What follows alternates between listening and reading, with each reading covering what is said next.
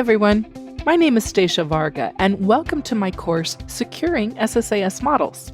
I'm a consultant and author at Data Inspirations. We build multidimensional and tabular models so that people can interact with those models, but we want to make sure that people can only do and see what they're supposed to be able to do and see. In this course, we're going to go through all the options that you have for implementing security in analysis services. Some of the major topics that we're going to cover include the role-based security architecture of analysis services, the types of permissions that you can assign, which objects within the models can be secured, problems to avoid when implementing multiple roles, and an optional table-driven approach to managing security definitions.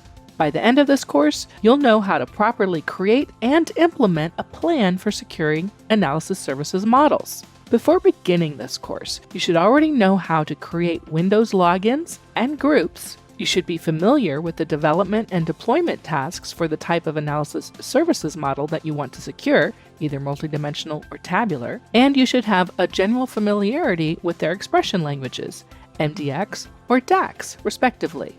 I hope you'll join me on this journey to learn how to properly implement security with the Securing SSAS Models course at Pluralsight.